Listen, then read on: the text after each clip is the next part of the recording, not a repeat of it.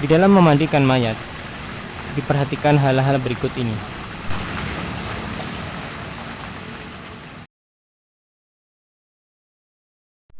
Pertama, memulai sebelah kanan dan tempat-tempat wudhu. Rasulullah Shallallahu Alaihi Wasallam bersabda, "Ibda'na bimayaminiha wa mawadi'il wudhu'i minha." Rawahul Bukhari wa Muslim. Kedua, memandikannya 3 kali, 5, atau 7, atau lebih, sesuai dengan tuntutan kebutuhan. Hendaklah memandikannya itu dengan bilangan yang ganjil.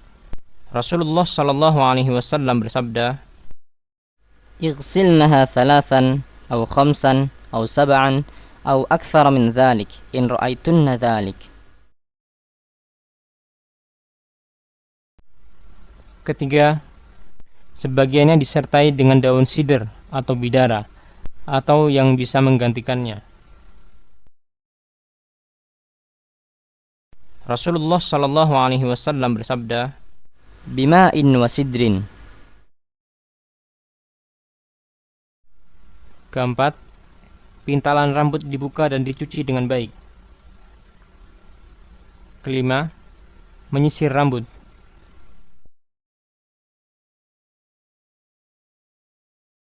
Keenam, rambut wanita dipintal menjadi 3 dan ditaruh di belakangnya.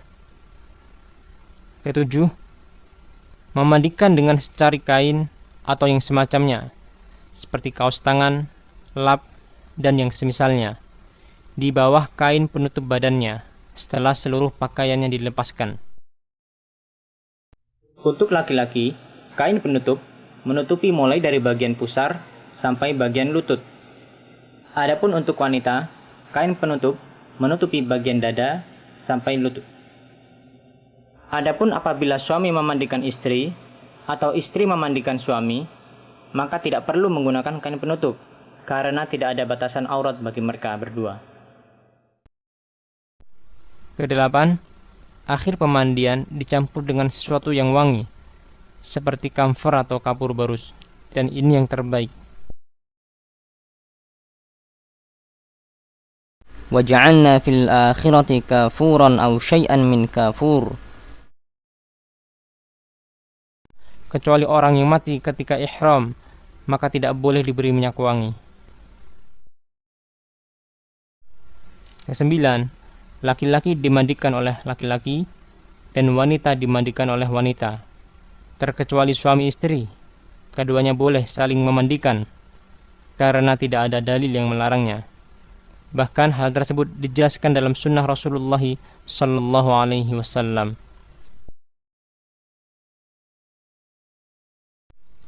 Kesepuluh, yang memandikan hendaklah orang yang paling tahu tentang sunnah memandikan, apalagi jika dia dari keluarganya atau kerabatnya.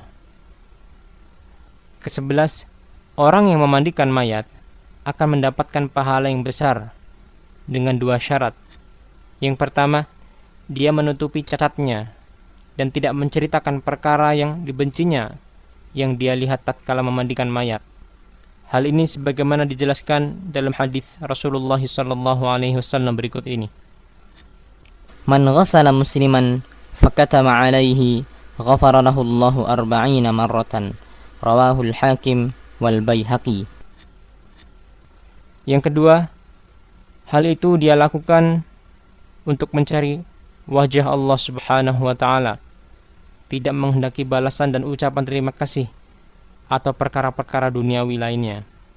Karena Allah Subhanahu wa taala tidak akan menerima perkara-perkara akhirat kecuali yang ikhlas untuk wajah Allah Subhanahu wa taala.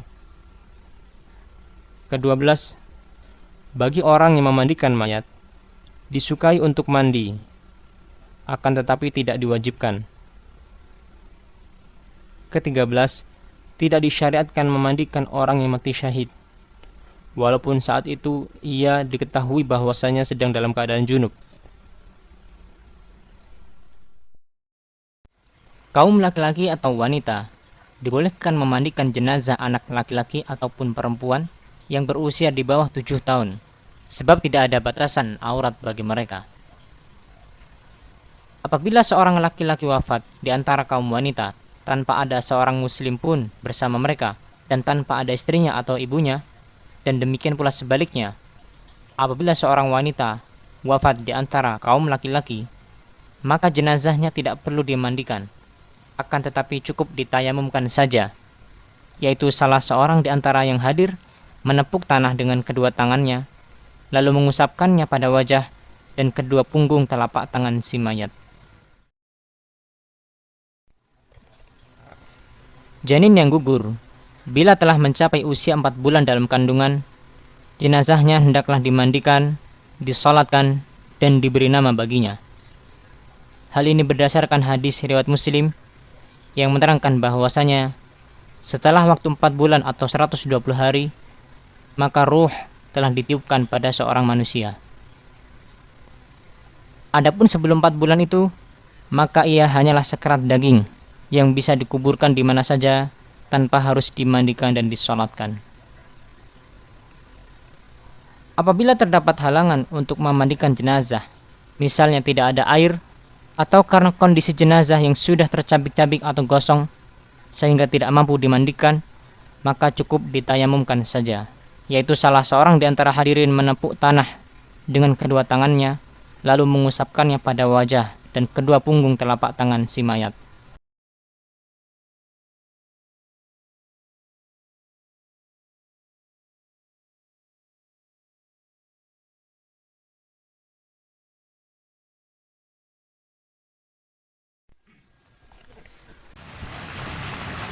Ini adalah tata cara memandikan jenazah sebagaimana yang telah dijelaskan di muka. Pertama, kita mewudukan jenazah tersebut. Cara mewudukan jenazah sebagaimana biasa kita wudu, yaitu dengan membaca basmalah. Kemudian kita mencuci kedua telapak tangan si mayat sebanyak 3 kali. Kemudian membersihkan mulut dan hidungnya 3 kali. Kemudian membasuh wajahnya 3 kali dan mencuci tangan kanan dan kirinya sampai siku 3 kali. Kemudian mengusap kepalanya, dimulai dari bagian depan kepala sampai ke belakang, kemudian mengembalikannya ke depan, serta mengusap kedua telinganya. Setelah itu mencuci kaki kanan dan kaki kirinya 3 kali. Setelah itu kita menyiramkan air perasan daun bidara atau yang menggantikannya, semisal sabun, sampo, dan yang lainnya. Kita menyiram kepala si mayat dan wajahnya dengan air tersebut sambil membasuh dengan busanya. Kemudian kita membasuh bagian tubuh sebelah kanan si mayat dari pundak sampai telapak kaki kanan dengan membalikkan tubuhnya ke sebelah kiri. Setelah itu kita membasuh bagian tubuh sebelah kiri si mayat dari pundak sampai telapak kaki kiri dengan membalikkan tubuhnya ke kanan. Ini adalah pembasuhan sebanyak sekali. Kemudian kita mengulangi pembasuhan sekali lagi, dengan catatan aurat si mayat harus tetap tertutup. Setelah itu, apabila kita hendak menjadikan pembasuhan hanya sebanyak 3 kali, maka pada siraman terakhir kita siramkan air kapur barus. Pada siraman ketiga ini, kita siramkan kepala si mayit air kapur barus, demikian pula ke wajahnya. Kemudian kita membasuh bagian tubuh sebelah kanan si mayat dari pundak sampai telapak kaki kanan dengan membalikkan tubuhnya sebelah kiri. Kemudian membasuh bagian tubuh sebelah kiri si mayat dari pundak sampai ke telapak kaki kirinya dengan membalikkan tubuhnya ke sebelah kanan. Dengan catatan aurat si mayat harus tetap tertutup. Maka selesailah proses memandikan jenazah. Setelah itu, tubuh si mayat dikeringkan dengan handuk. Kemudian rambutnya untuk wanita dikepang menjadi 3 dan ditaruh di belakang. Setelah selesai memandikan mayat, maka wajib mengkafaninya.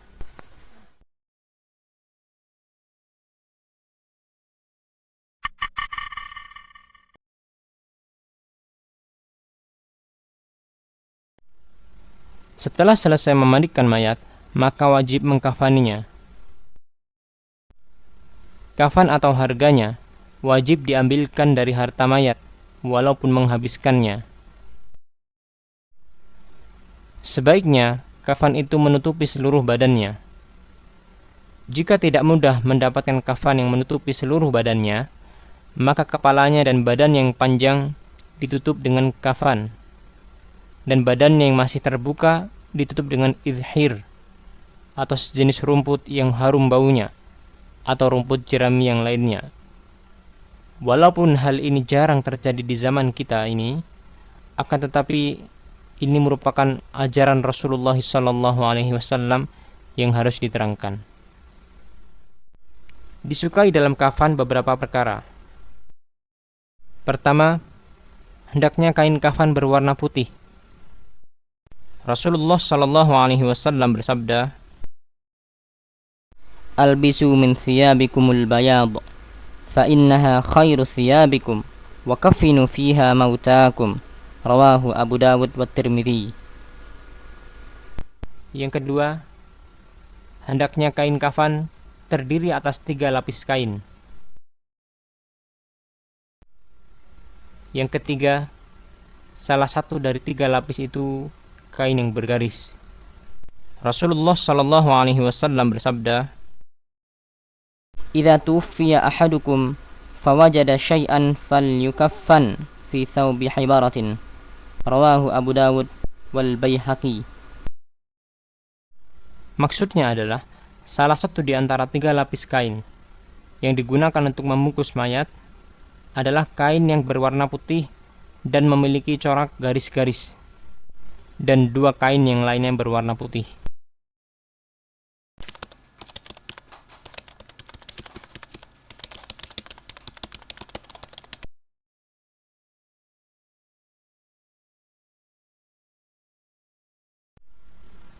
Tidak boleh berlebihan di dalam kafan dan melebihkan kafan di atas 3, karena hal ini menyelisih kafan Rasulullah SAW dan termasuk dalam menyia-nyiakan harta. Kafan wanita seperti halnya kafan laki-laki, karena tidak ada dalil sahih yang membedakannya.